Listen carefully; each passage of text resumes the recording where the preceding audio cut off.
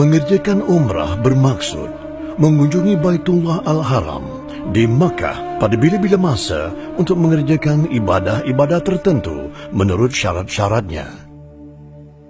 Di antara satu umrah kepada satu umrah yang lain adalah penghapus dosa antara keduanya dan tidak ada balasan bagi haji yang mabrur, iaitu diterima selain syurga. Riwayat Bukhari dan Muslim.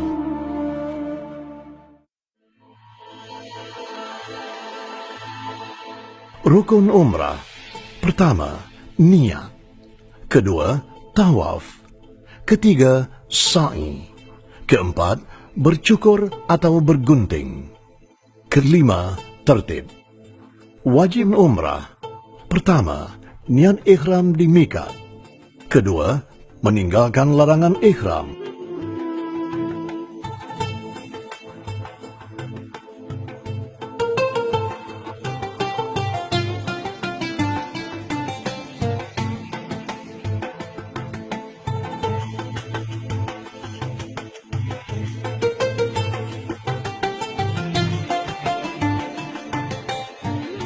Pakaian ihram kepada jemaah lelaki ialah 2 helai kain ihram yang tidak berjahit.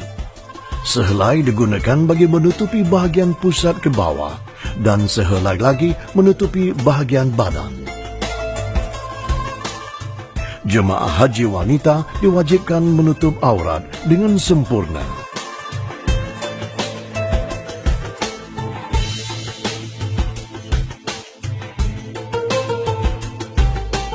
Jemaah haji akan berniat ihram umrah di miqat dan seterusnya terikat dengan larangan ihram. Lafaz niatnya. Nawaitul umrata wa ahramtu biha lillahi ta'ala. Yang bermaksud, sahaja aku mengerjakan umrah dan aku berihram dengannya kerana Allah Ta'ala.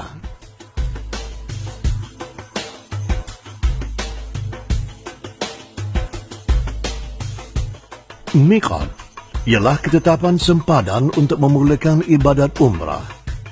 Menjadi kelaziman jemaah Malaysia akan bermiqat sama ada di Bir Ali atau Karnul Manazil. Jemaah haji masuk ke Mekah melalui Madinah bermiqat di Zulhulaifah atau Bir Ali. Jemaah haji digalakkan untuk mendirikan solat sunat ihram 2 rakaat sebagai memulakan ihram dan disusuli dengan niat ihram umrah. Jemaah haji yang terus ke Jeddah dan masuk ke Mekah dengan berihram bermiqat di Karnul Manazil sewaktu di dalam pesawat. Solat sunat ihram boleh dilakukan pada awal perjalanan musafir di balai stesen berlepas dan niat ihram selewat-lewatnya sebelum melepasi Karnul Manazil. Anak kapal akan membuat pengumuman sebelum pesawat melepasi Karnul Manazil.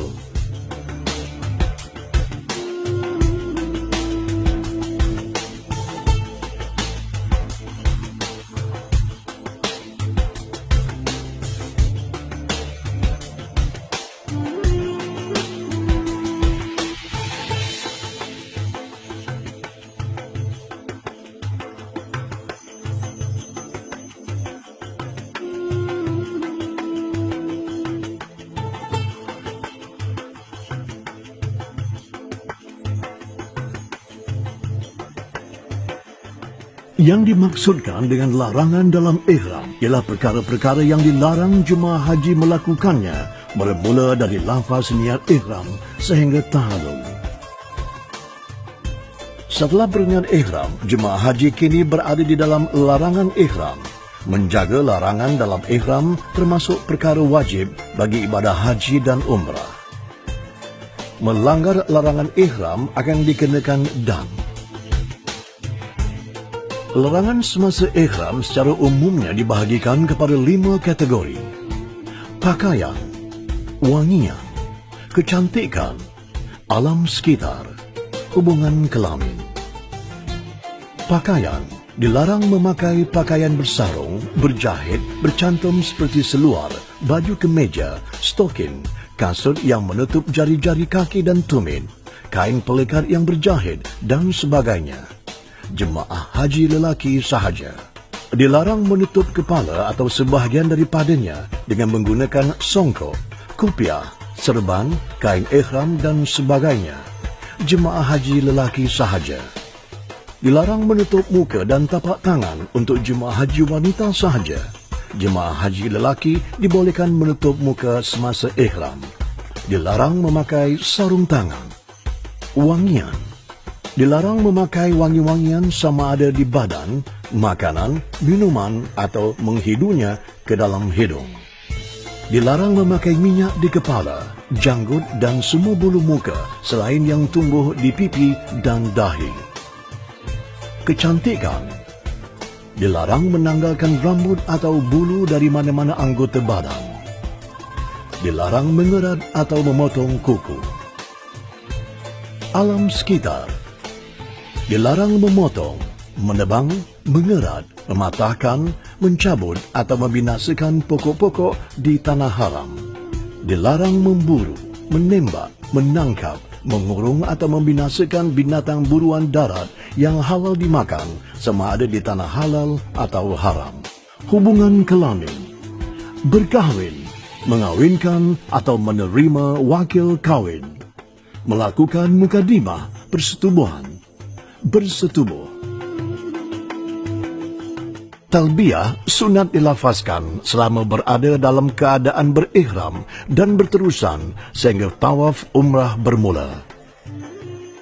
Labbaik Allahumma labbaik, labbaik la syarika lak labbaik, innal hamda wan ni'mata lak wal mulk la syarika lak, labbaik Allahumma labbaik. Jemaah haji lelaki disunatkan beritibak semasa melakukan tawaf. Iktibak ialah menyelitkan kain ihram ke bawah ketiak bahu kanan dan menyelempangkannya ke atas bahu kiri.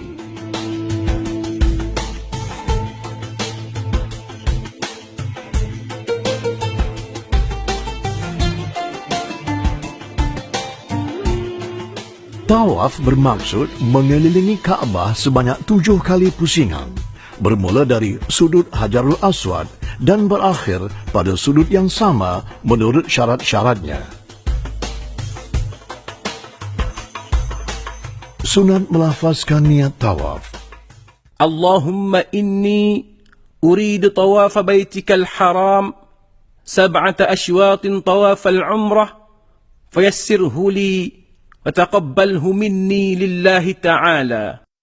Lafaz niatnya yang bermaksud, Ya Allah, aku hendak tawaf Baitullah Al-Haram 7 keliling bagi tawaf umrah. Maka permudahkanlah bagiku dan terimalah daripadaku kerana Allah Ta'ala. Amalan sunat tawaf. Berjalan kaki. Beritibak bagi tawaf yang diikuti oleh sa'i. Hanya sunat bagi lelaki sahaja. Mengucup Hajarul Aswad pada permulaan tawaf. Istilam Hajarul Aswad dan kemudian mengucup tapak tangan atau isyarat dengan tapak tangan ke arah Hajarul Aswad sambil bertakbir. Bismillah Allahu Akbar. Walillahil hamd. Lalu mengucup tapak tangan tersebut pada setiap pusingan permulaan tawaf. Istilam rukun yamani dan tidak mengucup rukun tersebut. Melakukan ramal berlari-lari anak pada 3 pusingan pertama bagi tawaf yang diikuti dengan sa'i bagi jemaah haji lelaki sahaja. Mengelilingi Kaabah sebanyak 7 pusingan secara mualat berturutan. Melakukan tawaf dengan tawaduk dan khusyuk. Mendirikan solat sunat tawaf 2 rakaat setelah selesai tawaf. Lafaz niatnya, أصلي سنة الطواف ركعتين لله تعالى. setelah selesai 7 pusingan, jemaah haji disunatkan untuk solat sunat tawaf. Tempat utama melakukannya ialah di belakang dan bersetentangan dengan makam Nabi Ibrahim. Sekiranya keadaan terlalu sesak, jemaah haji juga boleh mengerjakan solat sunat tawaf di mana-mana, asalkan di dalam masjid. dan disunatkan untuk meminum air Zam-Zam.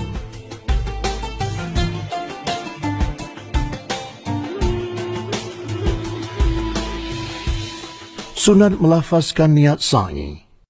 Allahumma inni uridu an as'a baina as-safa wal marwah 7 ashwatin sa'yal umrah lillahi ta'ala. Lafaz niatnya yang bermaksud, Ya Allah, aku hendak sa'i antara Safa dan Marwah 7 kali sa'i umrah kerana Allah Ta'ala. Angkatlah kedua belah tangan sambil menghadap ke arah Kaabah dan bertakbir. Syarat sah sa'i dilakukan selepas tawaf rukun, bermula dari Bukit Safa dan berakhir di Bukit Marwah. Cukup 7 kali berulang-alik yakin, iaitu dari Bukit Safa ke Bukit Marwah dikira sekali, dan dari Bukit Marwah ke Bukit Safa dikira sekali. Hendaklah sampai penghujung tempat sa'i di Bukit Marwah dan kaki Bukit Safa pada setiap kali pusingan sa'i. Hendaklah melakukan sa'i di tempat yang telah ditetapkan. Mengekalkan niat sa'i. Amalan sunat sa'i dalam keadaan berwudu dilaksanakan sejurus selepas mengerjakan tawaf. Keluar ke tempat sa'i dengan melalui pintu Safa, babu Safa. Menaiki Bukit Safa dan Marwah bagi lelaki sahaja. Menghadap ke arah Kaabah sambil bertakbir 3 kali. Bertahlil dan berdoa semasa berada di Bukit Safa dan Bukit Marwah. Muwalat berturutan. Melakukan ramal, iaitu berlari-lari anak pada setiap pusingan apabila berada di kawasan yang bertanda lampu hijau bagi lelaki sahaja. Berdoa, berzikir dan membaca Al-Quran.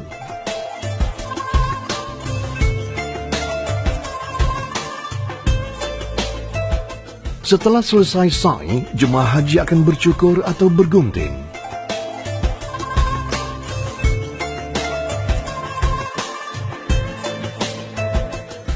Setelah segala rukun umrah selesai dengan tertib, maka gugur segala larangan berikhram.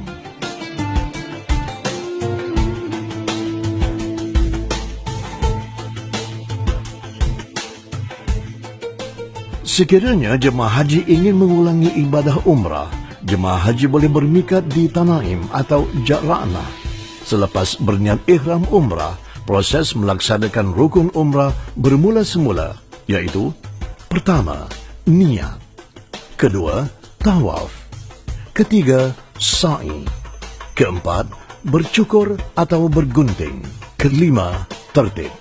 Wajib umrah. Pertama, niat ihram di mikat. Kedua, meninggalkan larangan ihram.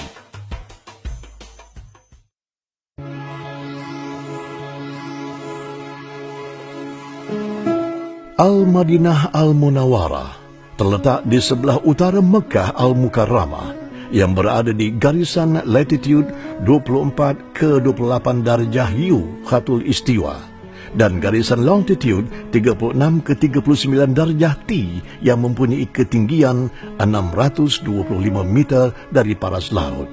Jarak Madinah daripada Mekah melalui lebuh raya Tariq Al-Hijrah ialah 425 km, manakala jarak dari Jeddah ialah 400 km. Perjalanan dari Mekah ke Madinah mengambil masa antara 5 ke 7 jam.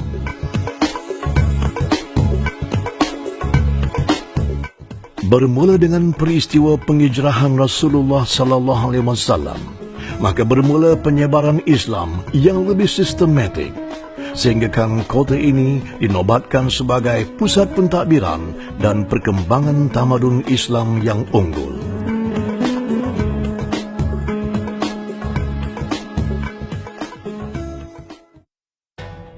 Daripada Abu Hurairah, sabda junjungan kita Nabi Muhammad sallallahu alaihi wasallam bermaksud tidak digalakkan mengembara melainkan kepada 3 buah masjid, iaitu Masjid Al-Haram, Masjidku Masjid Madinah dan Masjid Al-Aqsa di Baitul Maqdis. Menziarahi tempat bersejarah di Madinah hukumnya adalah sunat.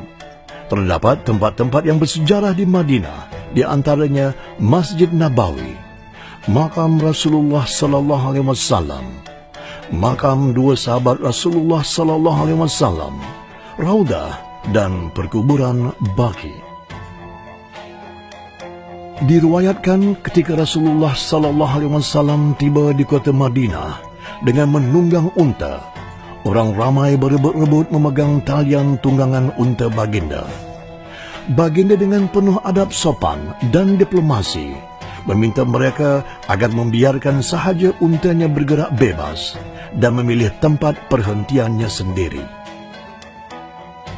Unta baginda telah berhenti di atas sebidang tanah yang dijadikan tempat pengeringan tamar yang dimiliki oleh dua orang anak yatim peliharaan As'ad ibnu Zurarah, yaitu Sal ibnu Amru dan Suhail ibnu Amru. Masjid Nabawi mempunyai kelebihan yang tersendiri, seperti sabda Rasulullah sallallahu alaihi wasallam, pahala mengerjakan solat dalam masjidku ini, Masjid Nabawi, adalah 1000 kali lebih baik daripada solat di lain-lain masjid kecuali di Masjidil Haram. Riwayat Al-Bukhari dan Muslim. Jemaah haji lelaki disarankan memasuki Masjid Nabawi melalui pintu Babus Salam sambil membaca Allahumma anta salam wa minka salam. Raudah adalah satu taman daripada taman-taman syurga, bertepatan dengan hadis Rasulullah sallallahu alaihi wasallam. Di antara rumahku dan mimbarku adalah satu taman daripada taman-taman syurga. Riwayat Al-Bukhari dan Muslim. Raudah merupakan salah satu tempat yang mulia yang terletak dalam Masjid Nabawi. Ia terletak di antara rumah Rasulullah sallallahu alaihi wasallam, hujrah Aisyah di sebelah timur dan mimbar Masjid Nabawi di sebelah barat. Raudah menjadi tempat utama dalam Masjid Nabawi di kalangan Rasulullah sallallahu alaihi wasallam dan para sahabat. Di samping itu, ia merupakan tempat turunnya wahyu Allah Subhanahu wa taala. Juga menjadi tempat untuk majlis ilmu dan sebagainya. Waktu ziarah untuk jemaah haji wanita 7 hingga 11 pagi, 2 hingga 3 petang, dan 9 hingga 11 malam. Manakala untuk jemaah haji tiada sekatan waktu, jemaah haji lelaki boleh menziarahi Raudah bila-bila masa.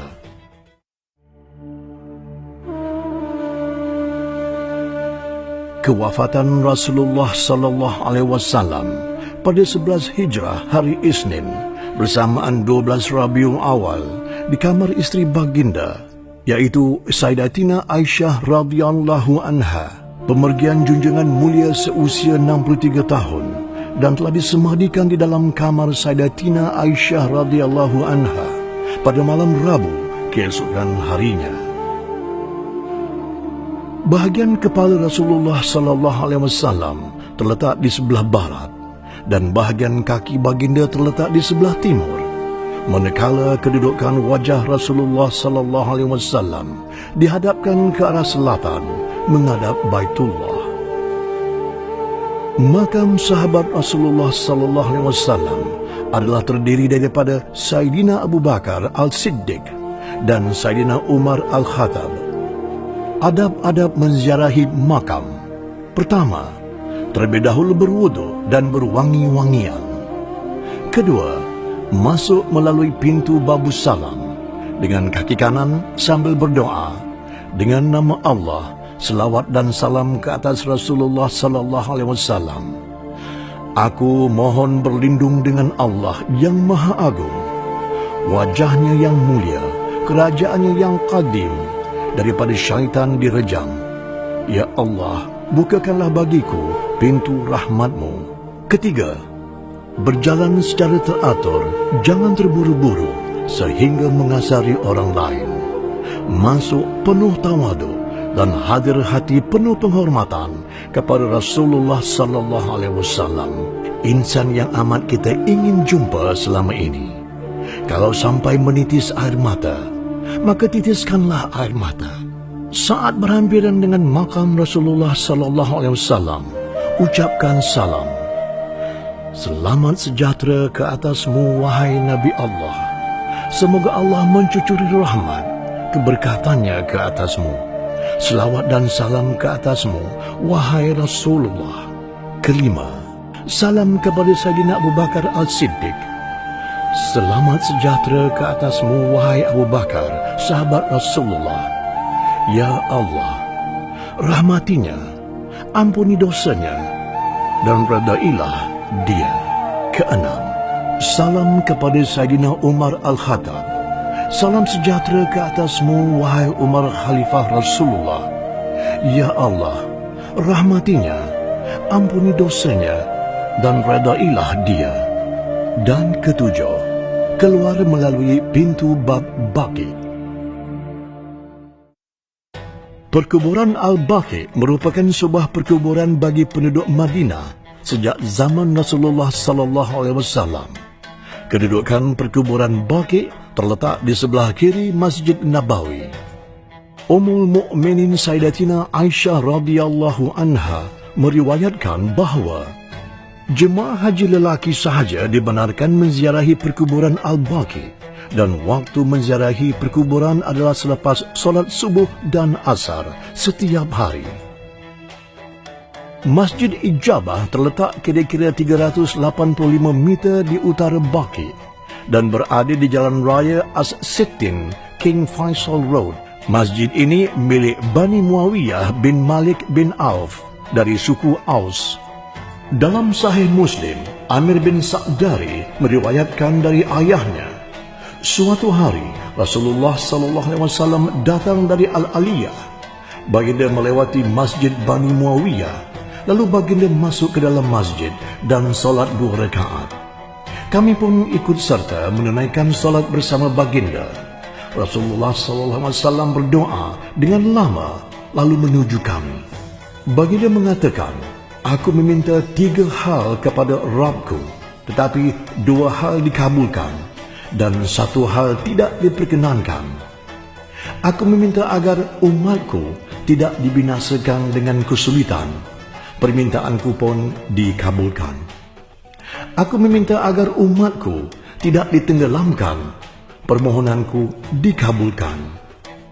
Aku mengharap agar permusuhan umatku tidak terjadi antara sesama mereka, tetapi permintaanku tidak dikabulkan. Demikian sejarah yang berlaku di Masjid Ijabah. Ketika Rasulullah berhijrah, baginda masuk di sempadan Madinah pada hari Isnin, 8 Rabiul Awal, 1 Hijrah. Pada keesokan harinya, baginda singgah di Quba dan menetap selama 3 hari. Baginda kemudiannya meneruskan perjalanan menuju Madinah pada pagi hari Jumaat. Apabila masuknya waktu solat, maka baginda pun solat Jumaat di Wadi Ranuna. Di tempat Rasulullah SAW solat Jumaat itulah dibangunkan Masjid Al-Jumu'ah, iaitu Jumaat. Masjid Quba merupakan masjid pertama yang dibina oleh Rasulullah SAW tatkala baginda selamat tiba di Madinah. Masjid ini dibina di atas sebidang tanah yang asalnya adalah tempat pengiringan tamar milik Kalthum ibnu Hadam radhiyallahu an. Ia dinamakan Masjid Quba bersempena dengan nama sebuah perigi yang terdapat di tempat tersebut. Pembinaan Masjid Quba mendapat pujian dan penghormatan khusus daripada Allah Subhanahu wa taala, sebagaimana firman Allah Subhanahu wa taala yang bermaksud, sesungguhnya masjid yang didirikan atas dasar takwa sejak hari pertama adalah lebih patut kamu bersalat di dalamnya. Surah Al-Taubah ayat 108. Masjid Quba mempunyai kelebihannya tersendiri. Sabda Rasulullah SAW, sesiapa yang keluar daripada rumahnya sehinggalah sampai di Masjid Quba dan bersembahyang di dalamnya, baginya ganjaran pahala seperti menunaikan umrah. Riwayat Al-Nasai dan Ibnu Majah. Masjid Qiblatain, iaitu Masjid 2 Kiblat, bersempena dengan peristiwa turunnya perintah Allah Subhanahu wa taala. agar Rasulullah sallallahu alaihi wasallam menjadikan Kaabah sebagai kiblat menggantikan Baitul Maqdis. Peristiwa ini berlaku pada tahun 2 Hijrah. Firman Allah Subhanahu wa taala, "Maka sesungguhnya kami akan memalingkan kamu ke arah kiblat yang kamu sukai. Oleh itu, palingkanlah mukamu ke arah Masjidil Haram." Surah Al-Baqarah ayat 144. Turunnya ayat tersebut ketika Rasulullah sallallahu alaihi wasallam sedang mendirikan solat Zuhur pada rakaat kedua. Baginda segera mengubah arah kiblat dengan berpusing ke belakang lalu menghadap ke Baitullah, iaitu kebetulan dengan Al-Mizab pancur emas, dan baginda terus menyempurnakan solat Zuhur. Rasulullah sallallahu alaihi wasallam mengerjakan solat Zuhur tersebut menghadap ke arah dua kiblat, iaitu Baitul Maqdis, kemudian mengubah kedudukan baginda lalu berkiblatkan Baitullah di Mekah.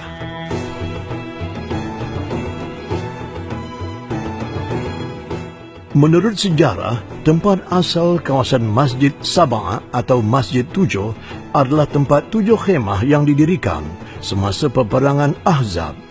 Ia juga dinamakan peperangan Khandaq kerana tentera muslimin telah menggali parit dalam masa 6 hari untuk mempertahankan kota Madinah dari serangan musyrikin Mekah bersama sekutu-sekutunya. Rasulullah sallallahu alaihi wasallam berdoa selama 3 hari berturut-turut dan diikuti dengan solat hajat. Pada hari ketiga, permohonan Rasulullah sallallahu alaihi wasallam telah diperkenankan oleh Allah Subhanahu wa taala. Allah Subhanahu wa taala mengirimkan angin kencang sehingga memusnahkan khemah-khemah dan peralatan tentera musuh, sehingga menyebabkan tentera musuh berundur. Jabal Uhud merupakan bukit terpanjang di Madinah dengan ukuran panjang dari timur ke barat lebih kurang 6 kilometer. Di sini berlakunya perang Uhud antara tentera muslim pimpinan Rasulullah sallallahu alaihi wasallam yang berjumlah 700 orang dengan tentera musyrikin pimpinan Abu Sufyan yang berjumlah 3,000 orang pada bulan Syawal tahun 3 Hijrah. Jabal Uhud telah menjadi saksi gugurnya 70 orang syuhada, iaitu 64 orang dari golongan Al-Ansar dan 6 orang golongan Al-Muhajirin, berbanding 22 kematian tentera musyrikin. Antara para sahabat yang syahid adalah Sayyidul Syuhada Hamzah ibnu Abdul Muttalib, Abdullah ibnu Jashi al-Asadi, dan Mus'ab ibnu Umair al-Abdariti. Umat Islam disunatkan menziarahi makam syuhada Uhud untuk memberi salam dan berdoa untuk kesejahteraan para syuhada. Dalam sebuah hadis yang diriwayatkan oleh Ubadah ibnu Al-Samit radhiyallahu an, beliau berkata bahawa Rasulullah sallallahu alaihi wasallam sering menziarahi makam syuhada Uhud dan mengucapkan salam dengan ucapan, "Salam sejahtera buat kamu di atas kesabaran kamu dan nikmatilah sebaik-baik tempat tinggal, syurga." Semoga menziarahi ke Jabal Uhud melahirkan keinsafan dan meningkatkan keimanan dan ketakwaan jemaah haji kepada Allah Subhanahu wa taala. Lembaga Tabung Haji telah mengorak langkah menerajui dunia pengurusan haji dengan moto Bersama Santuni Duyufur Rahman. Tabung Haji bertekad memberi perkhidmatan yang terbaik kepada jemaah haji Malaysia.